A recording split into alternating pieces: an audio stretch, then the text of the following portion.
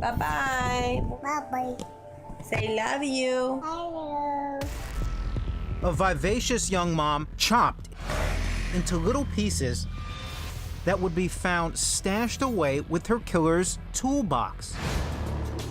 Teeth, fingertips, power saws, and a plastic tub filled with acid. This guy went to the extreme ends of the earth to do the most violent thing he could do. And just as shocking as the murder, the discovery of the monster who done it. He was a model citizen in a lot of ways. He was very gentle and thoughtful. It blows our minds. Nobody deserved to die the way Tricia Todd did. Least of all Tricia, a joy to her family from the day she was born. She's just a really lovely little girl. A dream daughter and sister with 7 brothers. She was actually one of my best friends growing up. And everyone else's best friend too. Everybody just loved her. Her personality was very vibrant, outgoing. She was the life of the party. Tricia was also a great mom to her 2-year-old daughter, Faith. How are you? She was one of the most caring, affectionate mothers. I have to go help her. And Tricia had always been a good wife to Stephen Williams, a childhood sweetheart she'd known since elementary school. They were in high school together. And they would remain inseparable. They both joined the Air Force, and they got together there and got married. But after 11 years of marriage, Tricia and Stephen finally decided to go their separate ways and get divorced, very amicably. They did it in such a peaceful way that I was really proud of her. Tricia left the Air Force and moved with daughter Faith to Hobe Sound, Florida, to be close to her family and to become a registered nurse. She was living with her brother Joshua.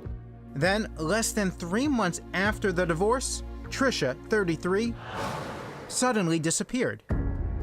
What was your first impression of the case?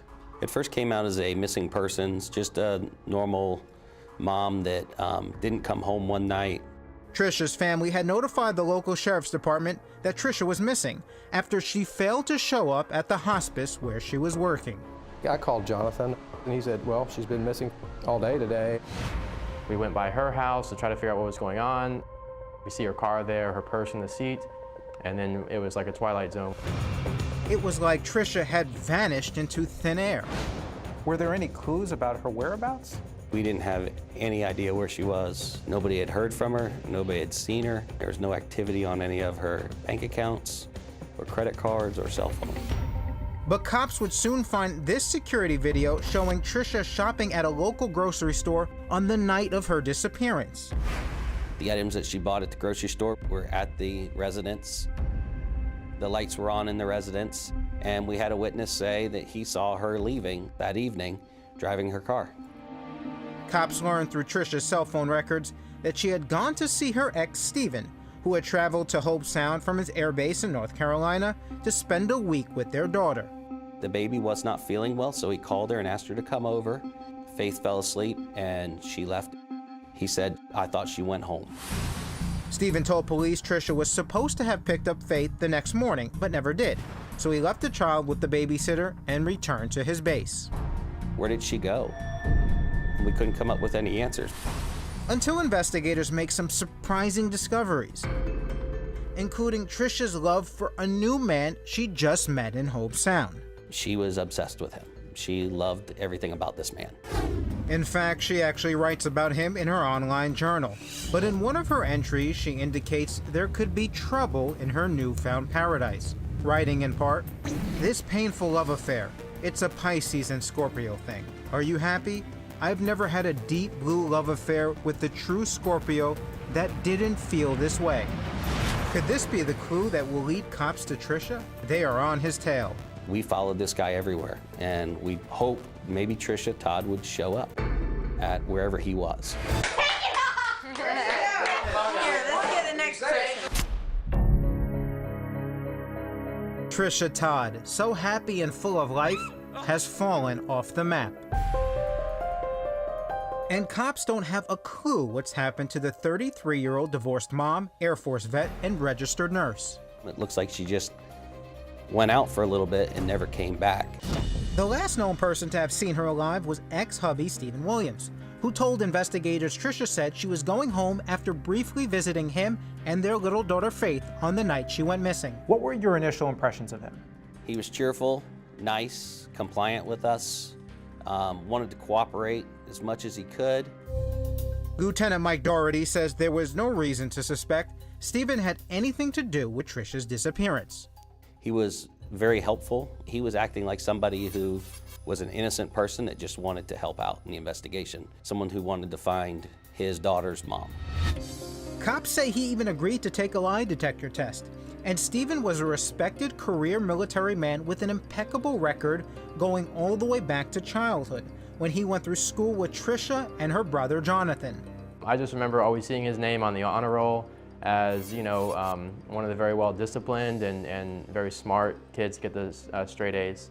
Tricia's dad always thought highly of Stephen too. And he thought Stephen was a good husband to Tricia while they were married. And so kind and gracious to her and patient, you know, to whatever she wanted to do. In fact, their divorce, less than 3 months before Tricia's disappearance, was so amicable that Tricia even declined alimony. She said, I don't need alimony. I've got a good career as a nurse. I'm not going to take alimony from Stephen. Investigators couldn't see Stephen had any motive to harm his ex-wife, and began to look at others who knew Tricia, including a man she'd met after moving back to Hope Sound, Florida, following the divorce. She was obsessed with him. She loved everything about this man. We followed this guy everywhere, and we hoped maybe Tricia Todd would show up at wherever he was. But she didn't, and the boyfriend was quickly eliminated as a possible suspect. We talked to him several times, and he was completely cooperative with us. He assisted us in every way he could. As investigators would search for Tricia's killer, her own words would help detectives find their man.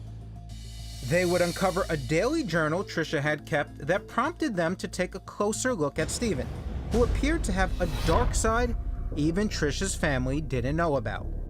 We had learned through some of her posts that he was abusive to her, as well as her pets, which she cherished so dearly. He had, in the past, killed several of her animals, and one of them, I think, in her presence. We think it was to show his superiority over her, or to scare her. Then, investigators learned something new about the night of her disappearance. They came up with a gentleman who saw Stephen Williams driving her car. He was driving Tricia Todd's car and leaving the residence that night. Stephen had never told them that. And as we keep, so to say, peeling layers of the onion away, it's getting worse and worse for him. Investigators would also find security video showing him driving both Tricia's car and his own, as well as other incriminating footage. We also were able to locate a camera by Tricia Todd's house that showed what appeared to be a black male with a very large military rucksack on his back in what looked like fatigues and a skull cap, running in the shadows. And when confronted with the evidence, Stephen folded. And then finally he admitted that it was him. Cops say they also found out Stephen took something to calm his nerves to try to throw detectives off his tail. So Stephen was actually taking a drug in order to evade the polygraph.